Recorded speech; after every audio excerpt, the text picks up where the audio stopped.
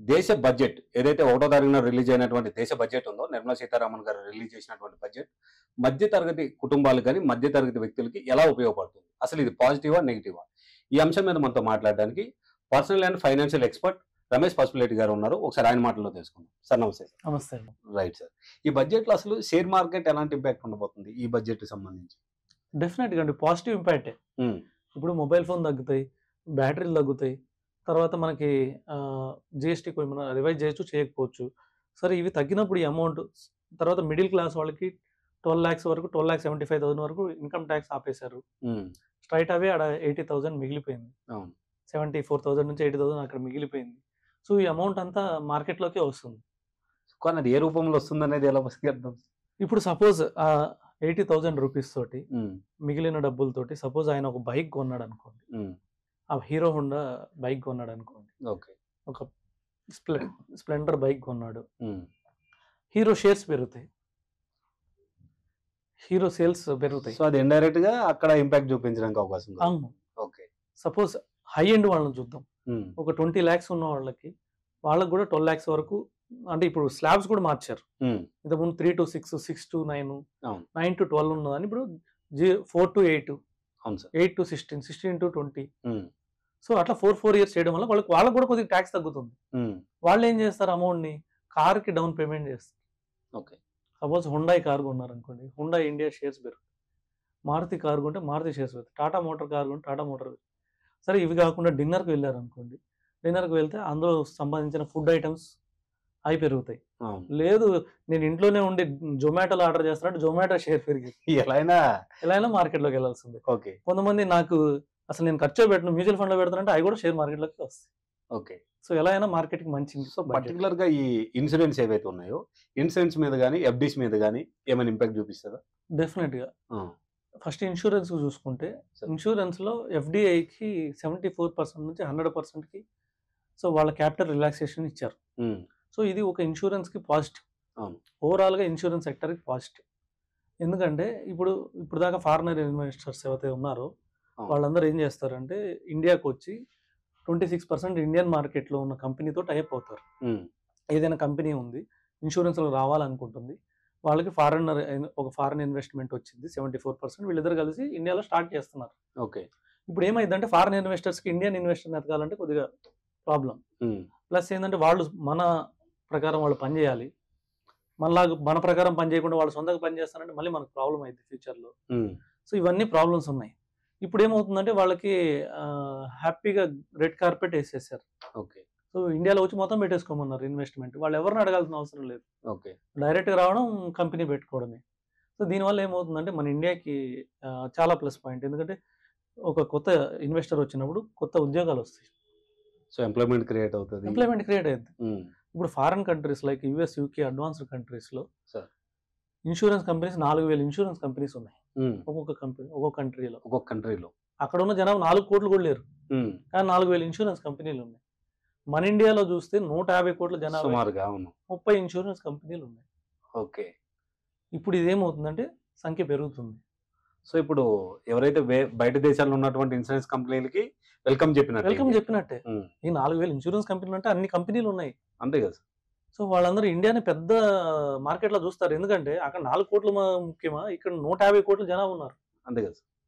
ఇంకేంటంటే ఆ 4 కోట్లు ఆల్రెడీ అయిపోయారు, అందరు తీసేసుకున్నారు. ఆడ మ్యాండేటరీ ఇన్సూరెన్స్. ఓకే. 4 కోట్లకి ఇన్సూరెన్స్ ఉండాల్సిందే పుట్టిన బిడ్డల నుంచి. ఇక్కడ 150 కోట్లు 10 కోట్ల మందికి ఇన్సూరెన్స్. అట్లీస్ట్ 10% కూడా లేదు, 10% కూడా లేదు, 15 కోట్లు కూడా లేదు. ఓకే.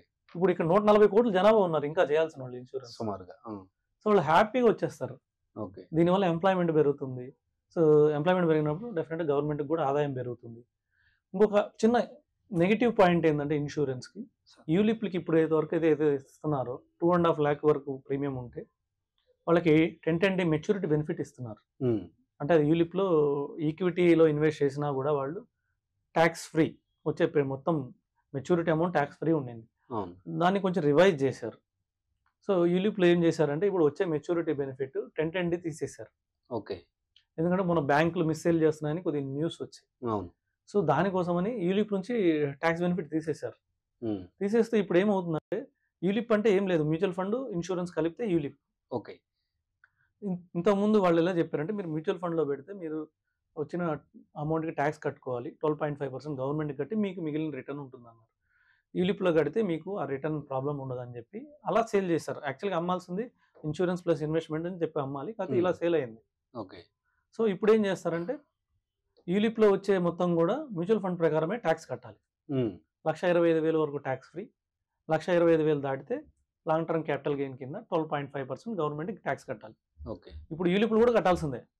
దీనివల్ల ఏమవుతుందంటే వాళ్ళు ఫ్యాక్ట్స్ చెప్పి అమ్మాల్సి వస్తుంది. కస్టమర్కి కూడా కొంచెం ఫ్యాక్ట్స్ చెప్పినప్పుడు కస్టమర్కి కూడా నాలెడ్జ్, అంటే ఎంత మెచ్యూరిటీ వచ్చింది అంత కంప్లీట్గా నాలెడ్జ్ ఉంటుంది, క్లారిటీగా ఉంటుంది. సో ఓవరాల్గా చూస్తే కస్టమర్ పాయింట్ ఆఫ్ వ్యూలో ఇన్సూరెన్స్ కూడా మంచిది. ఓకే.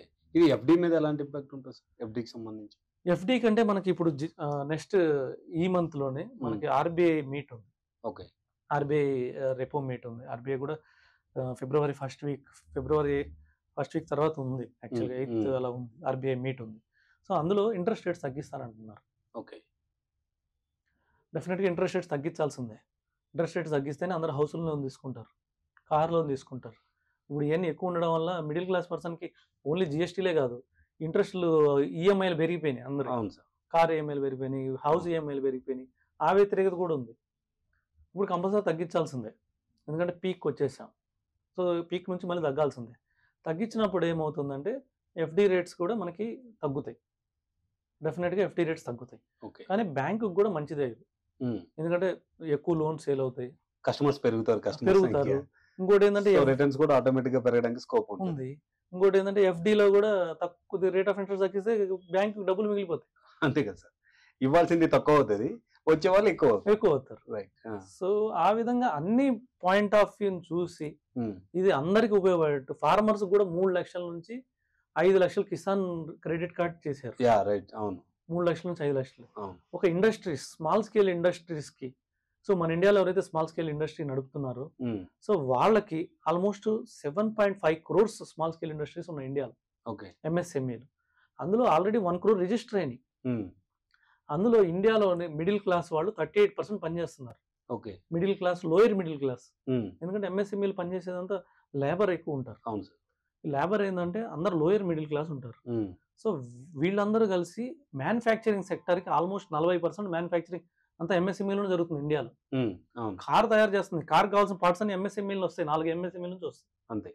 సో వాటన్నిటి కోసం ఏదైతే నాన్ గ్యారెంటీడ్ లోన్స్, అంటే వాళ్ళు ఏమి కొలాటరల్ పెట్టాల్సిన అవసరం లేదు, అదేం పెట్టాల్సిన అవసరం లేకుండా కూడా 5 crores ఉంది మొన్నటి దాకా, దాన్ని 10 crores రివైజ్ చేశారు. ప్లస్ టర్మ్ లోన్స్ ఉన్నాయి, 5 years 10 years టర్మ్ లోన్స్ ఉన్నాయి, అవి 10 crores నుంచి 20 crores చేశారు. ఎందుకంటే వీళ్ళ ద్వారానే మన ఇండియన్ ఎక్స్పోర్ట్లో 48% ఎంఎస్ఎంఈల నుంచే జరుగుతుంది. ఈవెన్ ఎక్స్పోర్ట్స్ కూడా, సీ ఫుడ్స్ కానివ్వండి, సో లేకపోతే లెదర్ పరిశ్రమలు కానివ్వండి, ఇలాంటివన్నీ మనం ఎక్స్పోర్ట్ చేస్తాం. ఈ ఎక్స్పోర్ట్స్ అన్ని ఇక్కడ నుంచి జరుగుతున్నాయి. సో ఇండస్ట్రీ నుంచి జరుగుతున్నాయి. ఇంకోటి వచ్చేసి స్టార్ట్అప్స్, న్యూ ఐడియాస్ రావాలి. న్యూ ఐడియాస్ రావాలంటే వాళ్ళకి క్యాపిటల్ కావాలి. వాళ్ళకి మొన్నటి దాకా 10 crores ఉండింది. వాళ్ళు స్టార్ట్ చేయాలంటే, మేము వచ్చి ఒక ఐడియా ఉంది స్టార్ట్ చేయాలంటే 10 crores ఇంట్రెస్ట్ ఫ్రీ లోన్ ఇచ్చేది గవర్నమెంట్. తర్వాత ఏంటంటే వాళ్ళకి కూడా క్యాపిటల్ అవసరం లేకుండా, క్యాపిటల్ గ్యారంటీ అవసరం లేకుండా గవర్నమెంటే క్యాపిటల్ గ్యారంటీ ఇచ్చేది బ్యాంకులకి. సో ఇప్పుడు అది 10 crores 20 crores పెంచారు. వాళ్ళ టర్మ్ లోన్స్ కూడా 10 crore ఉండేది, అది 20 crore పెంచారు. సో ఈ విధంగా ఏం చేశారంటే అందరినీ ఎంపవర్ చేశారు. సో మెడిసిన్కి ఇంపోర్ట్ అయ్యే మెడిసిన్ ట్యాక్స్ తగ్గించారు. తర్వాత మన టోల్ గవర్నమెంట్కి ఏదైతే టోల్ వస్తుందో దాన్ని కూడా తగ్గిస్తారని ప్రపోజ్ చేశారు.